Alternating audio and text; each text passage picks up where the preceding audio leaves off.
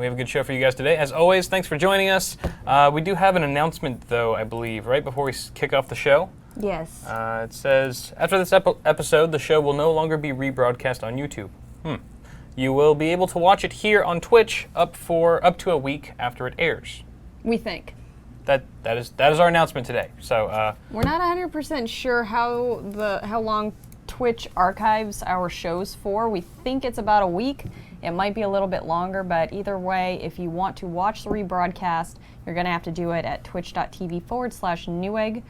And mostly I'm just saying this over and over again for the people who might be watching the last rebroadcast of Alt+Tab on YouTube later, because this episode is going to go on the YouTube channel, but it will be our last one on the YouTube channel. Right, because YouTube is clearly running out of space on their server, so we just thought we'd help them out.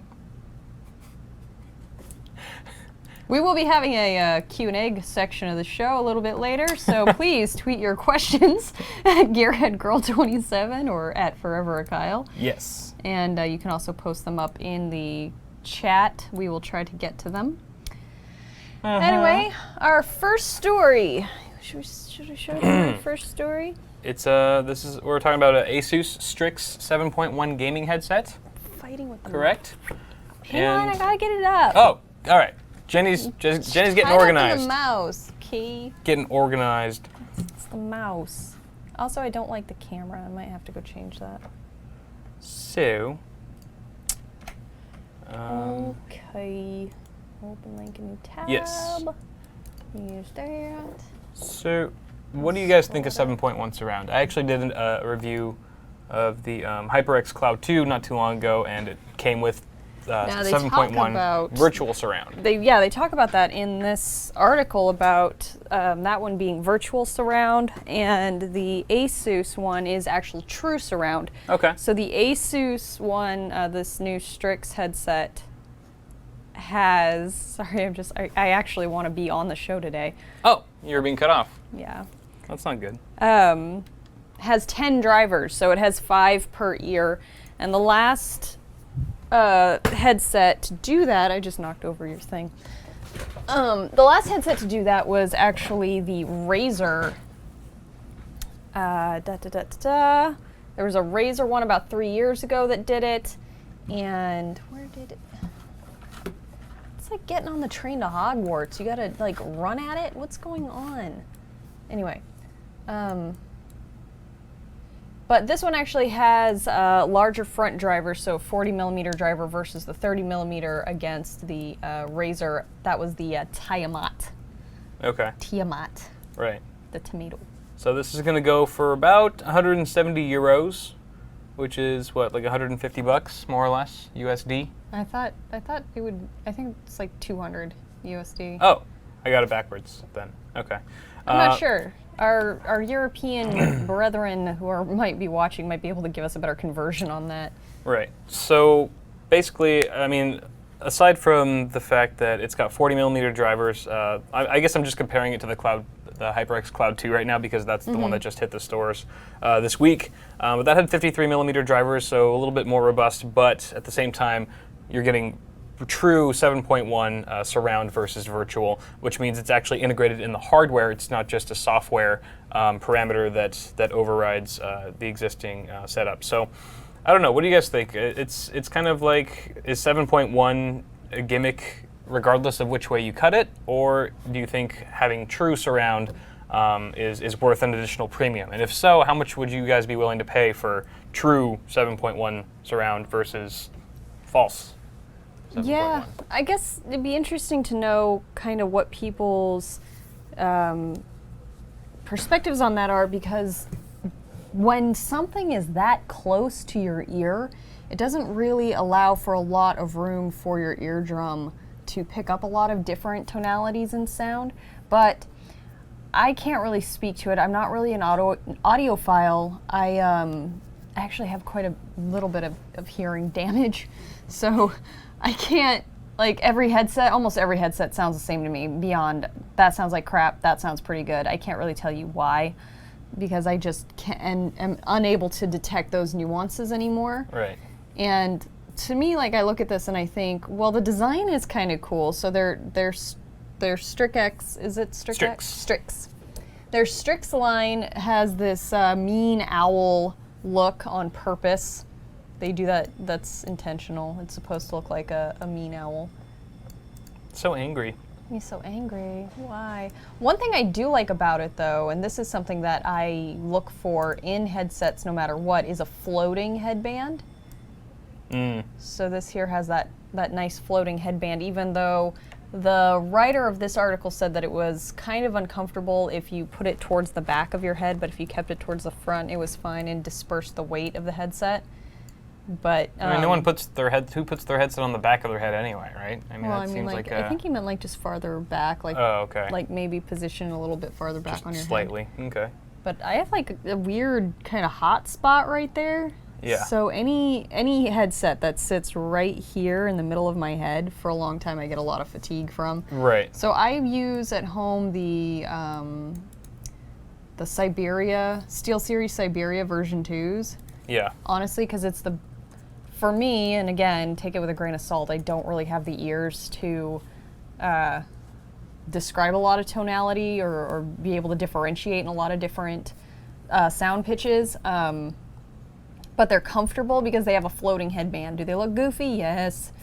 But that's There's really a all I trade-off care there. about. Can I hear reasonably well, and are they comfortable? That's how I pick a headset. But I thought these were kind of cool looking. Yeah. And I will say, like, using the even though it was virtual, using the 7.1 surround with the Cloud HyperX Cloud 2s did increase or improve the experience when I was watching movies or when I was playing games, particularly like first-person shooters and stuff like that, where it's really important to have a field of hearing range. Like, it's important to have like audio cues, Right. Like sound cues for where grenades are coming from or where gunfire is being fired off from.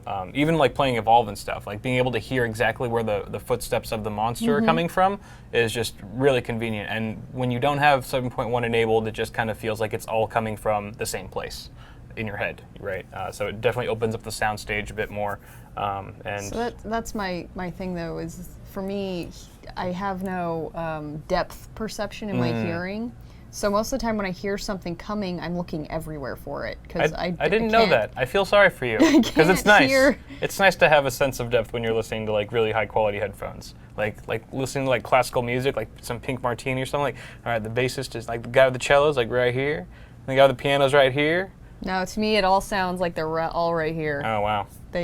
There's no, like, I can hear, it definitely makes a big difference to me if I'm playing something. It's not like I can just turn off sounds on my games and then still have some kind of orientation. Yeah. Because I was playing Borderlands 2 a couple weeks back and something happened with the sound and my headphones weren't working and I was like, whatever, I'm gonna power through anyways. And it was like having a disability. Yeah. Like trying to shoot at things disabled. I couldn't, I had no awareness whatsoever. Things were attacking me from everywhere. Oh, so yeah.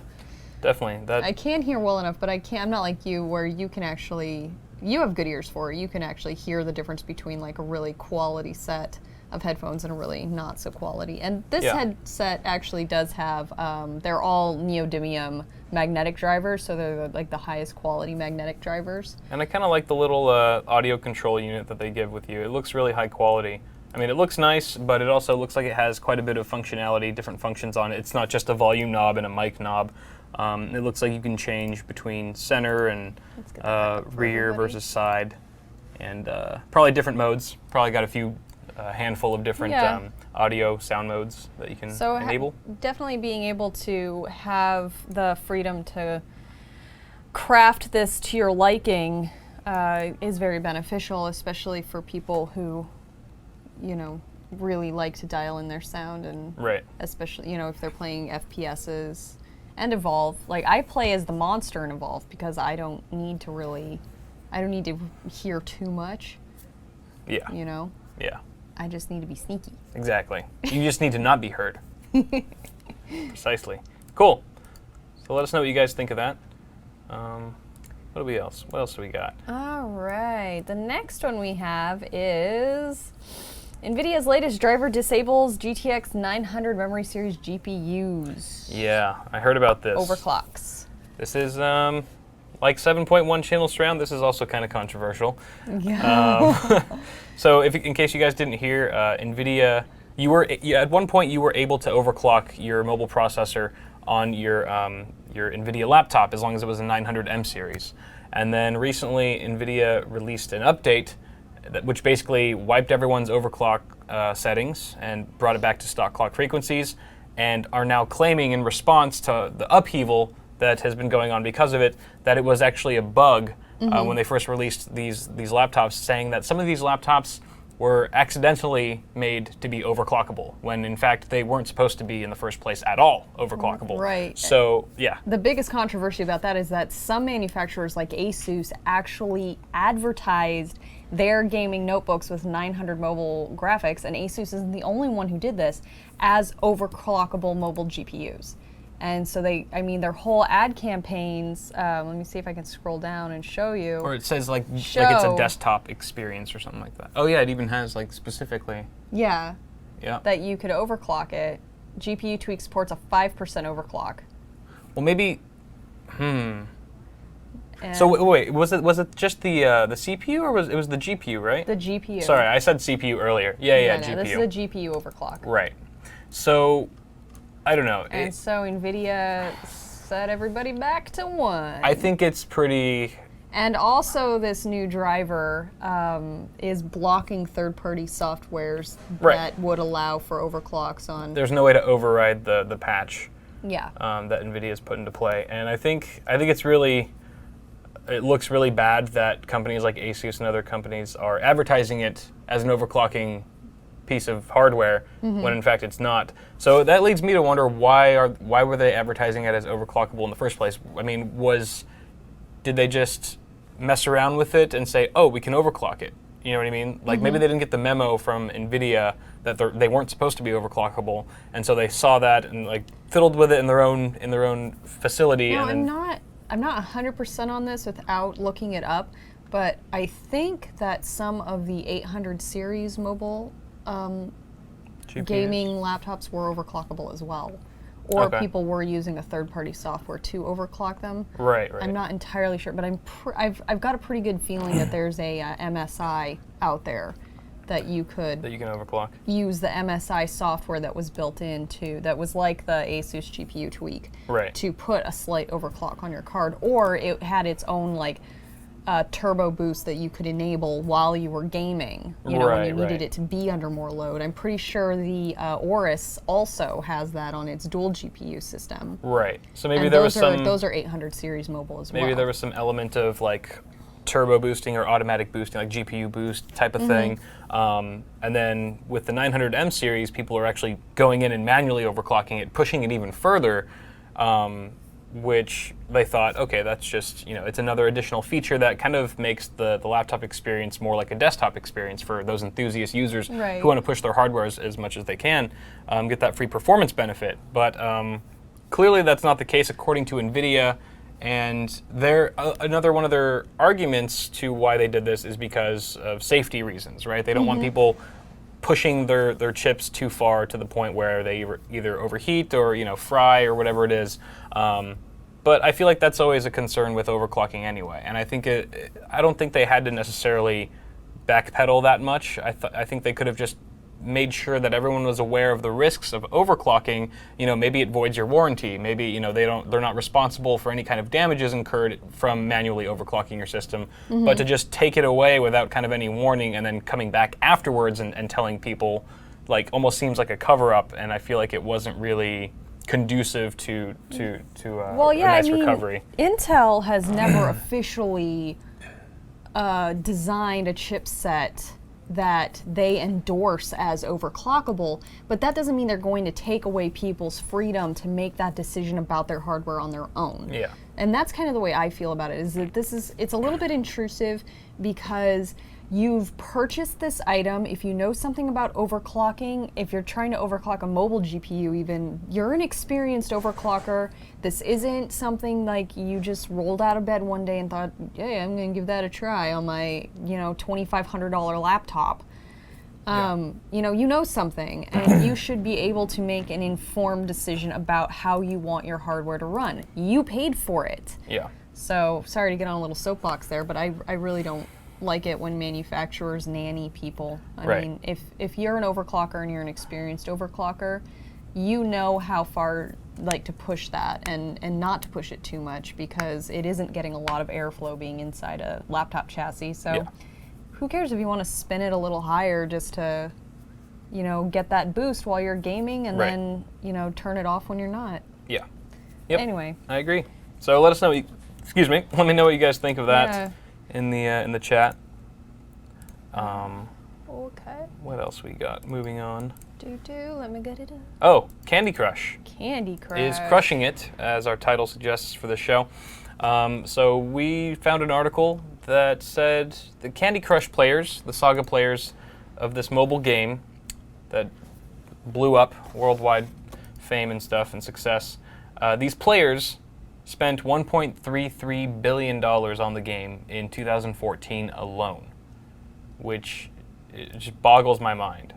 That is a lot of money for some candy crushing jelly bean situation. I didn't even know that you could buy anything in Candy Crush. I mean, it's free to play, right? So, what? I just saw in the delay my face while I'm scrolling and figuring everything out. I'm making funny face. Sorry. Jennyception. But yeah, so it's just kind of baffling. I think we should stop making YouTube videos and start making a mobile app. Just make a mobile game. And actually, Steve just got for me today the how to write Java learning software, because I've been interested in learning to code. So he got me a 70-hour course on developing for Java, and the first class is how to develop for Android. Yep. We're on our way. We've got ideas. Yes. I think our best idea today was a T-Rex game. Don't give it away. Okay, I'll stop there. Well, no, you have to. You already got halfway there. You can't just tease them like that. No. Oh, man. I'll leave it to you. You use your best judgment. We thought it would be funny to have a T-Rex game where a T-Rex has to reach for things, and eventually, you reach and you catch something and you eat it, and then you can assimilate its parts into a reaching device so you can reach farther. Use, dinosaur bones as, a little... Yeah, you have to build a grabber. Little grabber? Mm-hmm. Like an old person? Yeah. See? T-Rex are just like us. I got ideas, people. Yeah. I know one of you watching is a wizard at Android programming. Make that game, and I want it on my desk, or I'm sorry, in my phone by the end of the show. Make it happen. So yeah, Candy Crush. Insane. But they're actually going downhill, or I shouldn't say they're going downhill. They're still massively successful, but with that particular game. But since then, the developers have kind of spread out and started doing other games, as they should, because no one can play Candy Crush forever. One article that I wanted to show, but I didn't grab it today, and that it actually falls kind of right up this, is that Daylight... Savings? No. Okay, so we talked about this, I think...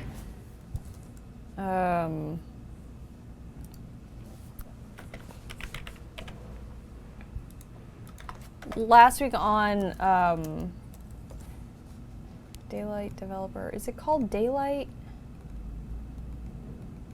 All right, guys, help me out. So Sony Online Entertainment, who were in charge of H1Z1 and EverQuest, yeah. Sony sold them off. Right. And they became a new studio. Daylight? Last week. Daylight.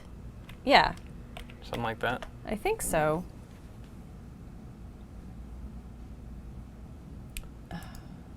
I'm having the hardest time finding this dang article on it. Anyway, dang articles. So yesterday I was reading, and I think it was on Kotaku or Gizmodo or Polygon, one of those, that Daybreak Studios. Daybreak. Thank you. There it is. So they're laying off all these people that, almost got to have their jobs saved from Sony. There it is. Layoffs hit former SEO studios. But I meant to bring this up because it kind of addresses a problem that's going on in the video game industry, and that is where successful developers don't usually get to hang on to their jobs for that long. Like, these companies will decide, all right, well, this is as profitable as this is ever going to be, so thanks everybody, you're fired. And they get really creative in the ways that they do this. And so one of these news outlets was talking about how some of the layoff processes went, and in one case they called it the pizza party from hell, but it reminded me for everything of Game of Thrones and the Red Wedding. So they invited all of the developers of this app game, or no, it wasn't an app game, it was actually it was a AAA like big title. And they invited them all out to a bowling party, bowling and pizza. Yeah. And at the end of it, the VP rounded everybody up and had his assistant pass out their termination papers. Aww. And now everybody who works there is terrified of company events. That would be a really traumatic experience. You would never go to another pizza party again, would you? You'd just be like, no, I'm good. Never going. Hey, Jenny, you want to come to the company picnic? I have a family! Jesus. You can't do that to me. I've been here for how many years? Wow. It's just a barbecue. That's what they said last time. Yeah, really. Where's Frank? Frank was here. Let me guess, I'm on the grill! I'm sorry, we're making mirth out of this. What Yeah. is really a horrible situation. That is. I feel so sorry. I'm sorry. So anyways, after this, Daybreak Studios assuring everyone that EverQuest, the new EverQuest game, PlanetSide and H1Z1 were going to be moving forward. They made I love this, as part of a strategic decision to rationalize the business. What does that mean? I have no idea. Okay, Daybreak Game Company announced today it will eliminate positions both in its San Diego and Austin studios. Really, in San Diego, guys? They can't stand any more job loss down there. They're just gonna go back to the beach and be bums. Sounds pretty great. Yeah, actually, it's kind of awesome. I'll join them. You know how many breweries are in San Diego? I know. It's a good time. Hence the bums. Where do you think the bums were just They're at? all gonna have to start brewing beer now, or making apps about brewing beer because they can't do anything else. More craft brew for us. Yeah, that's crazy. This alignment of resources better positions the newly independent studio. Corporate talk. Anyway, hopefully it won't impact H1Z1 too much. I know a lot of people in the beta are having a really good time. So, anyway. Are we halfway? Is it time for some questions? Sure, we can take some questions. Questions from the audience. Tweet to us at GearheadGirl27 or at ForeverAKyle, and we will answer your questions. Yes. Or you can put them in the Twitch chat. Yes. Jenny can yell. Yeah, I them in the can. chat. I actually, this is pretty sedate for me. I just read somebody in the chat. God, Jenny can yell. Yeah. I can verify.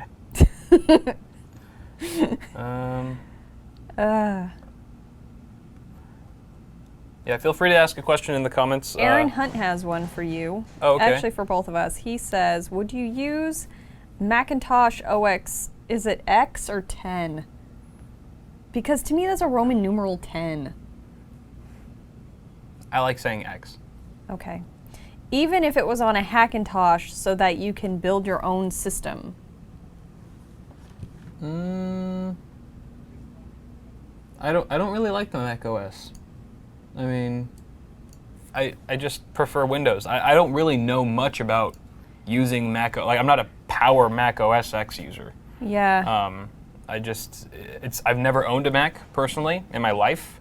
I know people in my life have Macs, and I've tried to use them here and there, so I know how to like do really, really basic stuff. But if any of them ever approaches me with a problem, I really don't know what to do. Watch the last video on my channel. It will explain everything. I think it would be a great solution for someone who does love the Mac OS, who also wants the most out of their hardware. I think that would be an appropriate thing. Just because it's not right for me doesn't mean it's not right for some other people. I think it's great that you can do that with PC components, because not everyone likes Windows. It's not for everyone, Yeah, and Sure. you know, even people who use Windows are liking Windows less and less. Yeah. It seems. Yeah. Although Windows 10, you know, let's see if they can turn that around. Anyway, Lamont Cranston asks, what do you want to see in the S6? I'm assuming you mean the Galaxy S6. Besides the usual impairments, such as a better camera, faster CUP and GPU, etc., I would like to see them running vanilla Android. I don't want any shovelware or, what's another way to put it? Bloatware on my phone. Yeah. Which is something the S3, which I've been using for 2 years now, really, really suffers from. I probably have 30 apps on this phone that I can't delete and have never opened. I don't need them. I don't want them. Anyway, that actually is going to be a big key factor in whether or not I get that phone. If mostly I'm holding out for the 64-bit chip, but once the 64-bit processors from Qualcomm and others, you know, ARM or ARM is working on their own as well, and Samsung is working with them too. So it might not even be a Qualcomm chip in the next round of phones. But if they can't get it together with not stuffing my device with a bunch of their crapola, I'm going to look for a more vanilla Android experience because I don't like having all these stupid apps and they update all the time and I never even open them. Right. Anyway. You could root your phone. That's true, I could. There's still a lot of risk with rooting. Yeah. As far as like leaving it open for security risks and stuff like that. So I try to Nothing's worse than bloatware, though. I have to. I'd rather get hacked. No, I'm just kidding. I wouldn't. No, I know. Keep some pretty. Anyway. Yep, there's a trade-off there. But anyway. Anyway, so yeah, a better camera, and actually that's why I bought this one is because at the time it had one of the best cell phone cameras available. Yeah. And I take a lot of pictures. I've actually taken so many pictures with this phone now that the sensor is pretty much dead. So yeah. The Raise the World shirt pic that I shot today was actually shot with our 70D. And I used the Wi-Fi in the camera to send it to my phone because my phone takes such terrible pictures in this office. Yep. Do you have any questions, Kyle? I don't. I don't have my Twitter pulled up. It was on my tablet, and then I realized it wasn't updating because I'm not connected to the Wi-Fi on this because Steve changed all the passwords, and I don't have the password on me. So I'm going to log into my Twitter here to see if anyone sent me anything personally. We take security seriously here. Yes, we did. Nope, you've already answered the other one. There's that one. Anything in our Twitch chat? Twitch. Come on, Twitch guys. people. We need questions. I think I saw something here.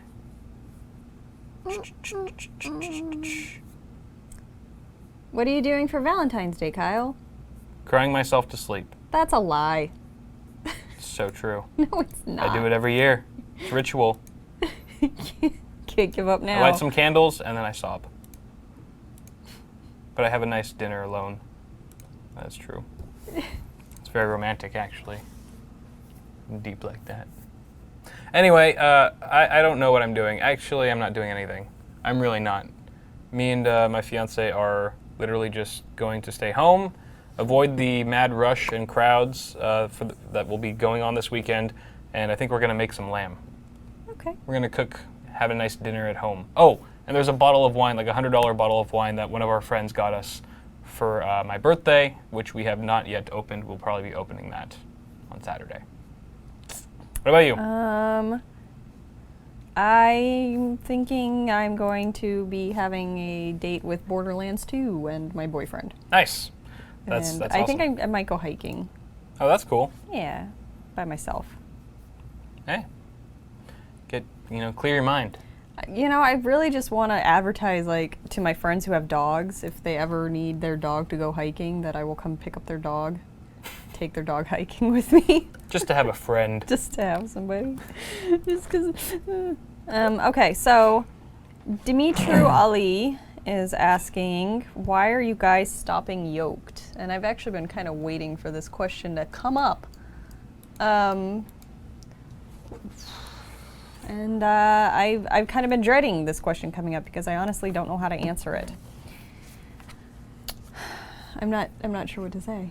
The reason that Yoked is going down to once a month is partially because we're a little burnt out on doing it, is definitely probably about 25% of the reason. It's not an easy thing to write every week, and I've been, doing it by myself. Our previous writer, Rachel, also wrote it by herself every week for a long time, and you get burnt out doing that. It's very difficult to write the same thing all the time. It's very difficult to write comedy specifically when you don't have anybody to bounce ideas off of. Yoked at its inception only happened about once a month or once every 6 weeks or so.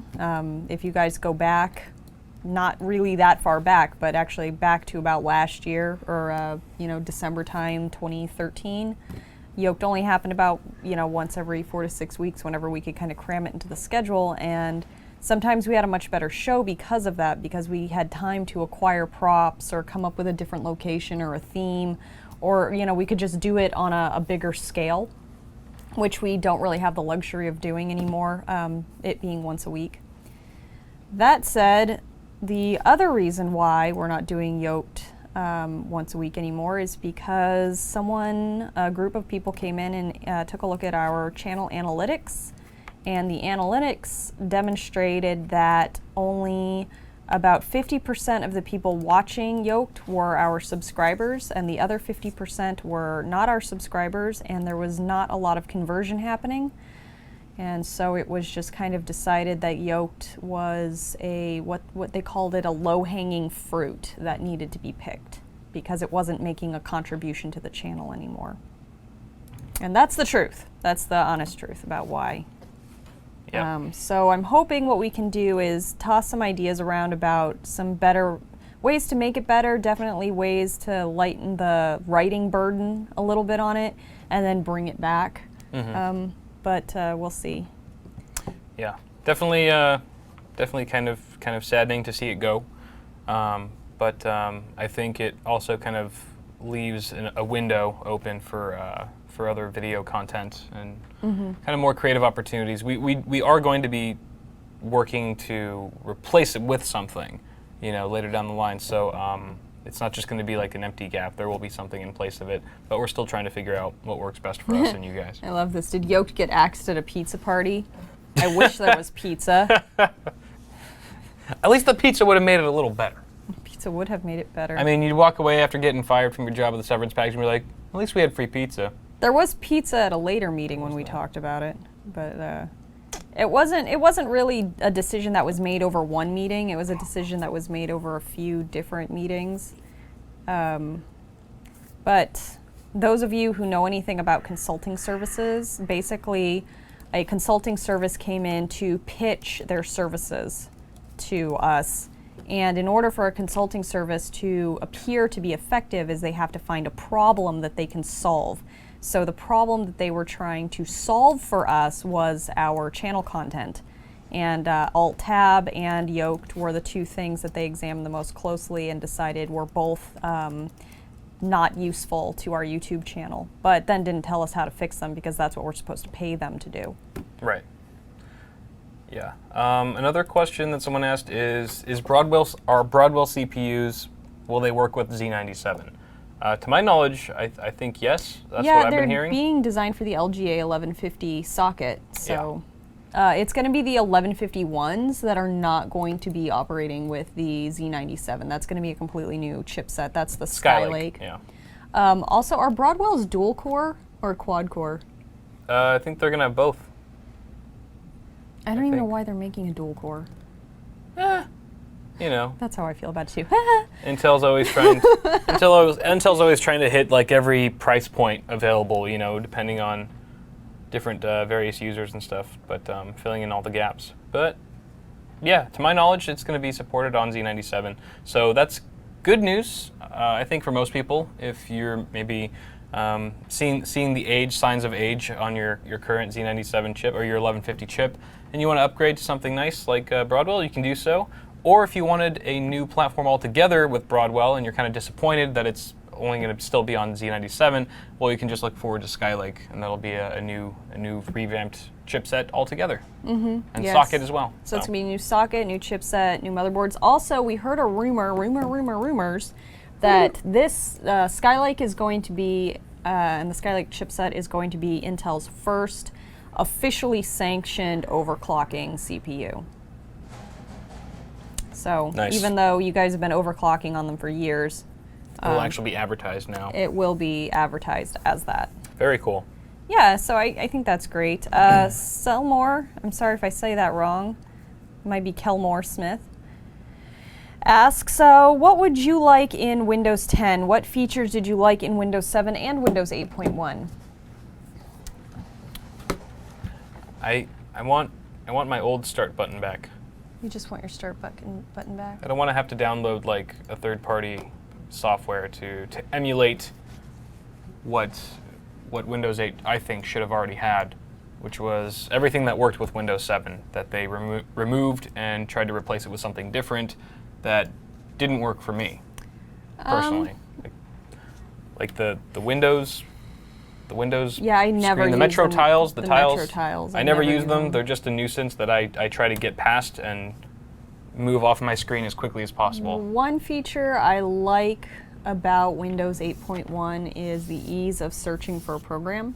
Oftentimes, it's a lot easier for me to just go to the quick search bar that you can get from the right side corner and search for a program to bring it up, than to go down through all the tiles like trying to find programs and stuff. But really, it's just kind of like an organizational thing, because when the old start button and list would populate, you could just scroll through alphabetically. It was pretty quick. It was all in one place. Yeah. Charms bar I do not like. The Charms bar only pops up accidentally for me. Yeah. It only pops up on accident. I never intend to use it. It's always like when I'm trying to close a window in the corner, and then all of a sudden the Charms bar gets in the way, and all of a sudden I have to like hover my mouse away from it so it goes away. Sometimes it doesn't go away. I have to give it a second, and then I have to like be careful. I have to like approach the corner of the screen with caution as to not go too far in. The one that annoys me to no end is the hot corner over on the left, because I'm left-handed and I tend to rest my thumb accidentally on the touchpad on my laptop a lot. And wait, what's the left hot corner? How come I can't do it? Go up to the left hot corner. Probably because you shut it off smartly. Yeah, probably. It's really annoying. Anyway, What does it pull up? Usually it'll pull up the Metro UI, or it'll pull up your apps. It just brings up all your apps, or That is it annoying. used to randomly shoot me into some location in the Metro UI. I wouldn't even know where I was, like all my recently opened programs. Just like, what the? Oh man, it was aggravating. That's why I renamed my laptop Special Ed. So Windows 10, what would we like to see with Windows 10? I want it to be the lightest load operating system ever made. I want it to be the lowest draw on my computer that it can be. And small. So, yeah, small. I want it to not take up a lot of space, because it's my space, not your space, Microsoft. I paid for it. And Good old MySpace. I want the whole tiles thing to go away. Aesthetically, it is one of the least attractive interfaces I've ever encountered. They're not good to look at. They look cheap. When I first saw Windows 8, all I thought was, wow, that looks cheap. I mean, They're monochromatic, or they're just like two-color tiles. Like, no one had to spend a moment of design. I'm not a designer. I'm not a graphics designer. And the things that I have tried to design are not good. right. It looks like I made this. Yeah. I think Microsoft, we all know that Microsoft had this theory or this vision that everything on your desktop would feel and look the same as everything on your tablet and everything on your smartphone. And I've seen and used Windows phones before, and they work good enough. And I think the Tile Metro screen UI works beautifully on those, when it's used appropriately. But I think they also kind of lost sight of what worked with Windows 7, and we're just like, all right, we're just gonna like have a breakthrough. It's gonna like revolutionize everything. All of our devices will be like connected, And that wasn't necessarily the case at all. It was like, no, I want my tablet to work one way because it's a screen with no keyboard, but I want my desktop to work another way because I have a full keyboard and mouse. You know what I mean? I think Microsoft might have overlooked some of that when they were making the design for it. And what we've seen is that Microsoft has realized their mistake, and now they're kind of backpedaling on all these little cool features that they thought would be like integrative or would integrate all different devices. And now they're like, all right, well, maybe we should just make it a little bit more like Windows 7 and tone it down. You know what I mean? Honestly, I would be very interested in having just a Android OS running on everything. Yeah, there's nothing wrong with Android OS. I mean, I like Android. I like how it works. I like... Just needs game support. Yeah. Got to get that. Definitely an issue. What do I think about Windows 9? What? Clearly it sucked, because that's why they skipped it, as I like to say. Has 7, 8, 9, but boom, I beat you to it. Oh, no. Don't ever say that again. It's not that kind of show. SteamOS, save us. Yeah, I'd love to play around with SteamOS. That's one thing I still have to do. It's on my bucket list. I will not scratch my butt and then my eye. It's not even a question. That's how you get pink eye. That's like truth or dare. All right, I think we should never go back play to that some game stories with you guys. over Yeah, here. let's get back. Let's get back to the news. I don't know how we got to scratching my butt. Clearly, this is degraded into. I just heard somebody laugh on the other side of the door. All right, this is your story on Facebook legacies. The Facebook legacy. Why is this ad? Where did our ad blocker go? There we go. Okay. All right. Yeah. Tell me, Kyle, about this. I thought this was pretty hilarious and kind of interesting as well. A lot of controversial topics today. So Facebook announced recently that they are in the works of allowing their users to appoint a legacy contact or someone who is given access to take over your page, your Facebook page, in the event that you die, tragically. God forbid. So before, Facebook would automatically freeze the accounts of the deceased once they realized that they had, kicked the bucket. And that pissed off a lot of family members and friends who felt like, this person's entity was being removed or stripped from them. And like you said earlier today, like when you knew someone who tragically passed away not too long ago, and everyone seemed to flock to their Facebook page to write them messages and send their, love and prayers and stuff like that. And, I think, why not? Sure, that's a great place to do it on, and it's something that everyone can easily access.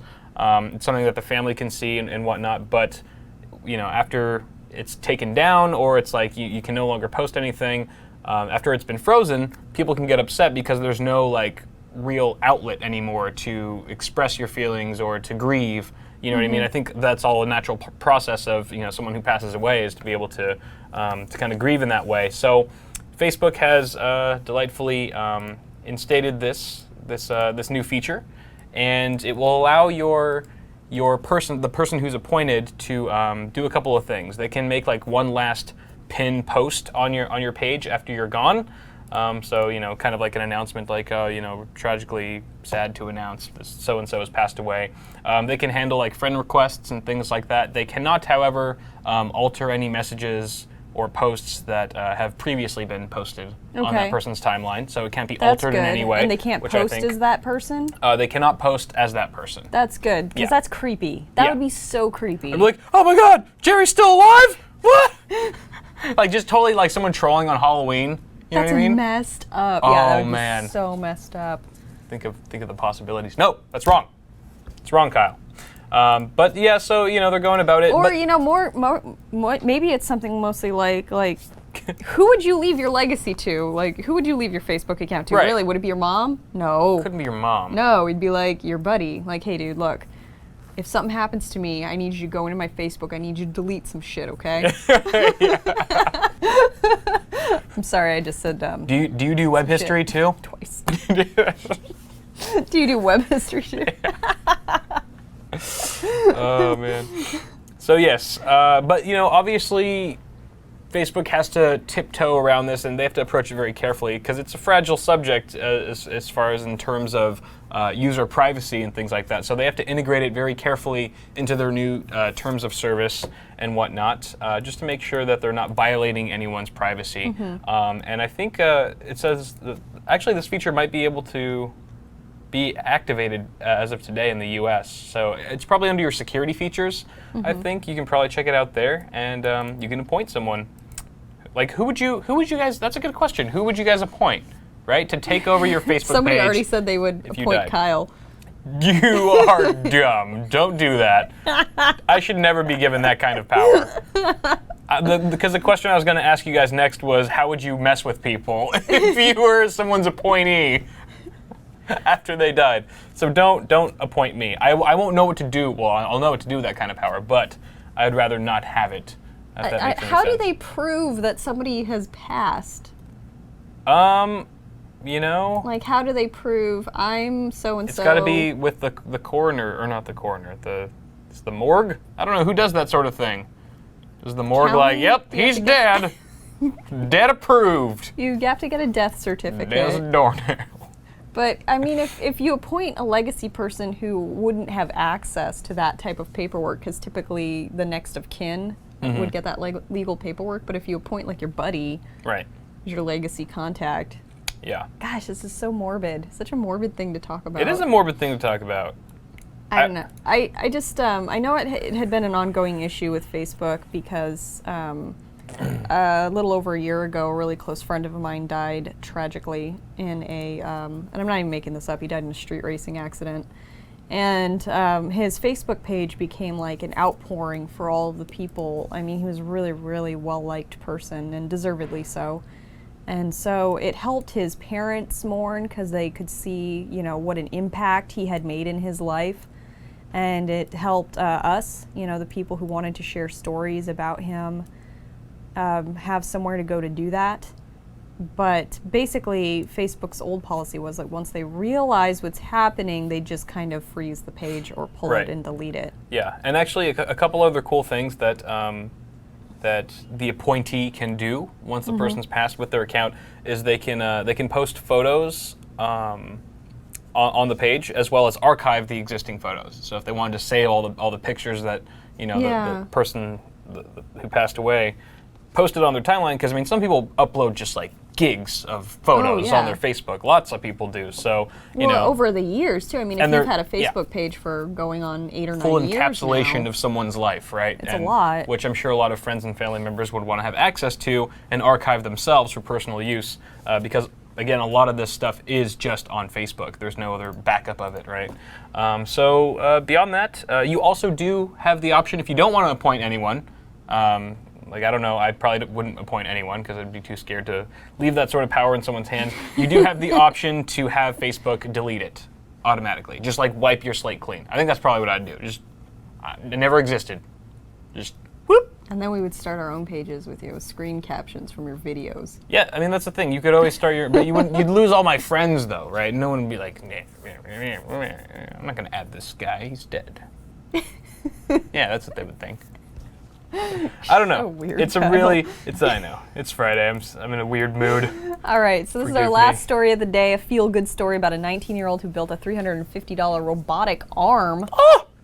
Yeah, so this guy, Teaches you this how to kid's build crazy. it for free. He started building, he's kind of got this idea when he was Neat. just 14 years old. He was winning like little school science fairs left and right. 14 years old. And he built a robotic arm that could be wirelessly controlled animatronically with your mind, right? So obviously... Really, with your mind? Yeah. Yeah, you're like using sensors in the brain. Like, and he's like, nowadays he's like putting on this like little headset, and I think it can read like 10 different brain waves, which are, each brain wave is connected to a sensor on like a prosthetic arm, a robotic arm. But he made this whole setup, like the arm and everything, for like $350. And I mean, he was at CES this year, like speaking, you know, in front of a Cool. huge audience and stuff. He's 19 now, so 5 years in the making. He's got a little company called Unlimited Tomorrow. UnlimitedTomorrow.com is the website, and he just kind of the first one he made was out of Legos. The first robotic arm. I mean, yeah, I was making, you know, sailing like spaceships when I was 14. He's making robotic arms that can save people's lives, or dramatically increase the I don't know the what am I looking for? Increase the value, the quality of someone's life. Quality is such a hard word to remember.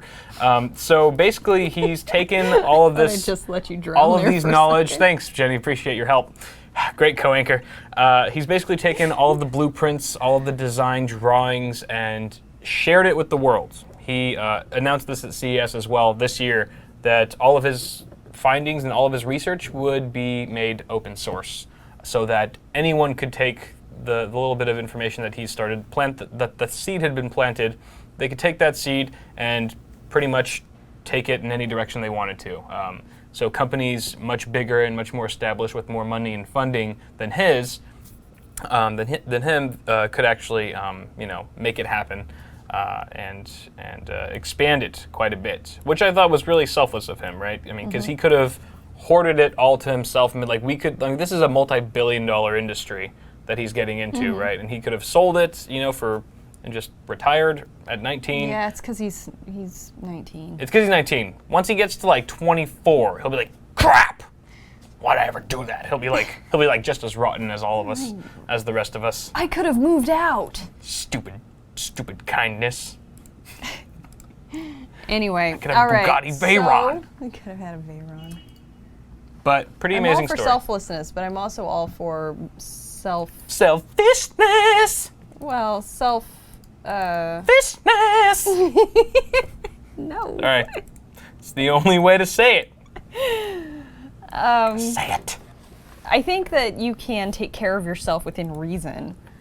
Yeah, of course. Anyway. And I mean, even after making this thing open source, he's speaking at CES at 19. He's That's already really made. cool. He's already made. He'll have job stability for life. And he's smarter than all of us, so screw him. Okay. So we are now going to wrap up the Alt+Tab show. Thank you, everybody, who joined us today. We really appreciate it. I wanted to just toss it out there one more time as a reminder to anyone who might be watching this on YouTube. You need to go over to twitch.tv/Newegg if you want to catch this show as a rebroadcast. Otherwise, you need to tune in 3 p.m. Pacific time on our Twitch channel.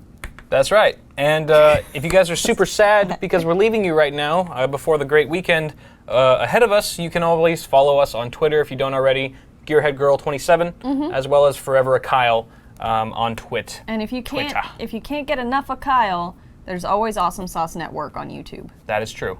It's there. Thank you for the plug, Jenny. You're welcome. And thank you guys for watching. So I hope you guys all have a great weekend, and we'll see you guys next week.